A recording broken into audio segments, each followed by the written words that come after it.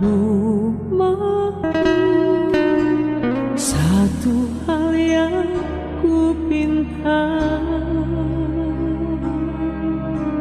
menikmati bait-Mu Tuhan. Kasih karunia menyertai kamu dan damai sejahtera dari Tuhan Allah Bapa kita dan dari anaknya Tuhan Yesus Kristus. Amin. Selamat pagi bagi saudaraku yang dikasihi oleh Tuhan Yesus Kristus. Salam bahagia dan penuh sukacita untuk kita semua. Salam sehat dan salam bagi kita semuanya yang dikasihi Tuhan Yesus Kristus. Sahabat yang baik hati, marilah kita menggunakan waktu sejenak untuk berdoa, membaca, dan merenungkan firman Tuhan sebagai sumber kekuatan, inspirasi, dan motivasi bagi kita. Firman Tuhan untuk kita dengarkan dan renungkan pada pagi hari ini, yaitu hari Rabu tanggal 13 Oktober 2021, tertulis di dalam Kolose pasal 3 ayat 23. Demikian dikatakan firman Tuhan. Apapun juga yang kamu perbuat, perbuatlah dengan segenap hatimu, seperti untuk Tuhan dan bukan untuk manusia. Molo di bibelta di dogma songonon. Sian rohamu nama ulahamu, nasa sibahenon muna, songon natu Tuhani, dada tu jolma, ima sahatna. Sahabat yang baik hati, yang dikasihi Tuhan Yesus Kristus, Kolose 3 ayat 23 merupakan bagian tak terpisahkan dari semua yang dipaparkan Paulus sebagai Rasul Kristus dalam suratnya kepada jemaat gereja yang ada di Kolose. Paulus menyampaikan hal-hal bersifat teologis yang penting dan patut untuk diketahui, dipahami, dan diimplementasikan oleh setiap anggota jemaat gereja di Kolose, baik secara pribadi, persekutuan, dan bahkan setiap anggota-anggota keluarga dalam suatu rumah tangga Kristiani. Rasul Paulus mengawali guratan suratnya dengan mengungkapkan rasa bangganya terhadap jemaat Kolose yang telah membuktikan sikap dan cara hidup Kristiani yang sesuai dengan ajaran Kristus. Mari kita lihat Kolose pasal 1 ayat 3 sampai 14. Walaupun begitu, Paulus menganggap tetap perlu membekali jemaat Kolose dengan pengetahuan dan pemahaman teologis yang berpusat pada Kristus atau Kristus sentris. Contoh seperti tentang kepenuhan hidup dalam Kristus, manusia baru, membangun hubungan anggota keluarga Kristiani yang benar, dan cara sikap hidup penuh kerendahan hati, juga mengasihi sesama manusia. Secara garis besar, apa yang dipaparkan dalam kitab Kolose merupakan deskripsi atau penggambaran doktrinasi teologis Kristiani yang bersumber dogmatika Kristiani yang tertulis pada kitab Matius pasal 22 ayat 37 sampai 40. Sehingga segala sesuatu yang baik dan benar dilakukan oleh setiap pribadi Kristiani maupun kelompok, termasuk di saat memenuhi tugas tanggung jawab dalam berbagai profesi, bahkan status baik sebagai anggota keluarga, siswa di sekolah, guru, dosen, pendeta, pegawai, pejabat, dan pembantu rumah tangga.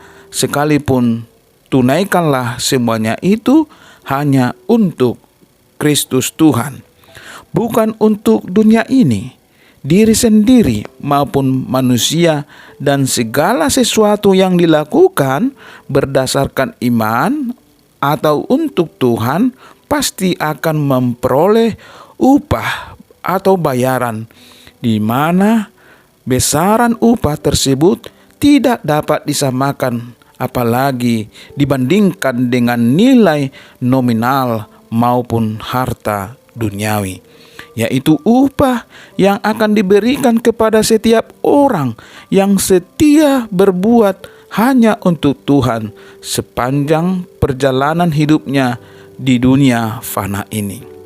Sahabat yang baik hati yang dikasihi Tuhan Yesus Kristus, menurut penelitian, jumlah energi yang dikeluarkan untuk mengayun sebuah pacul ke tanah sama besarnya dengan jumlah energi yang dikeluarkan untuk mengayun sebuah tongkat golf.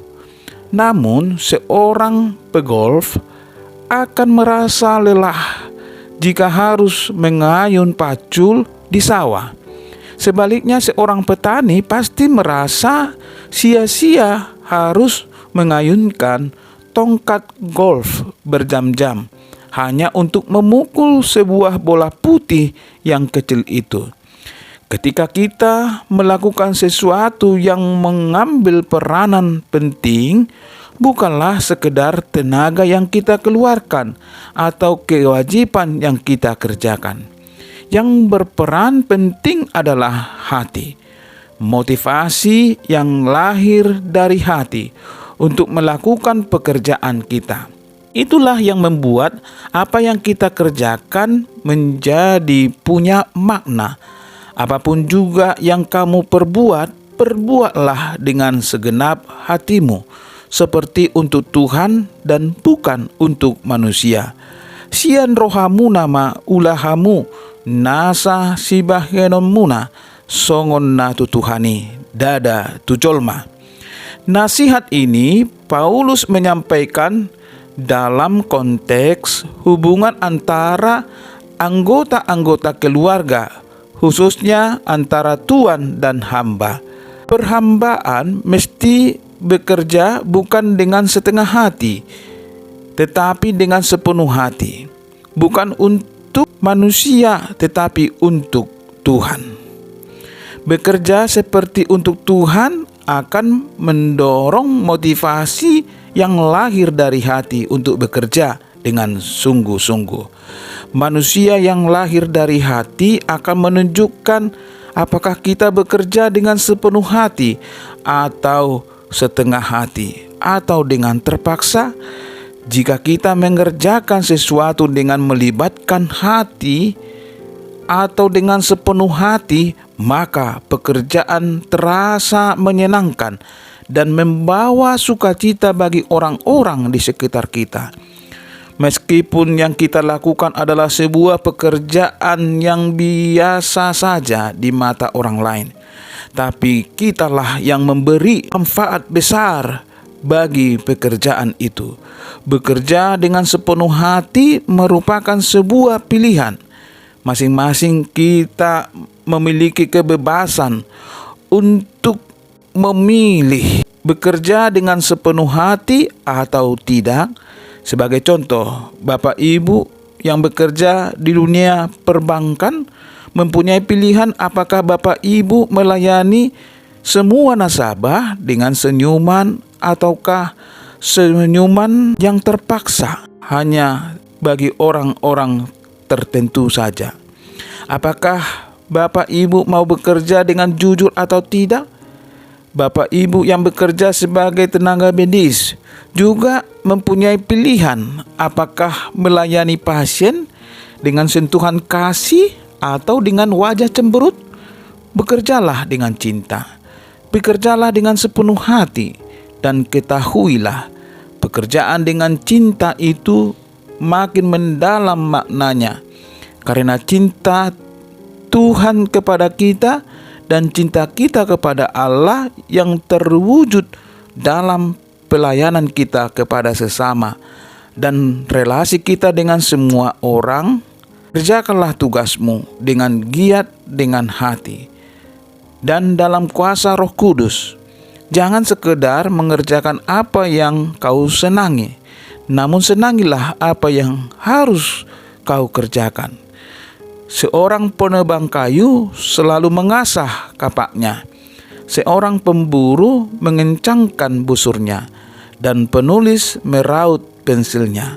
Marilah kita membaharui peralatan kerja kita, karena tidak banyak pohon yang tidak dapat ditebang dengan kapak yang tumpul. Tidak banyak buruan yang bisa diperoleh dengan busur yang renta. Dan tidak ada sepatah kata yang bisa ditulis dengan pensil yang patah. Asallah motivasi dari hati.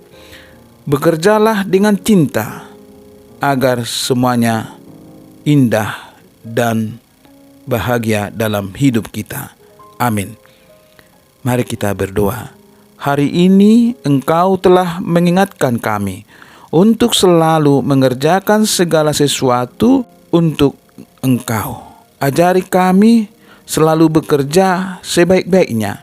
Ajari kami bersikap tulus dan jujur dalam segala hal.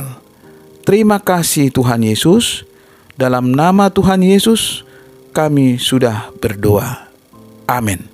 Horas. Salum.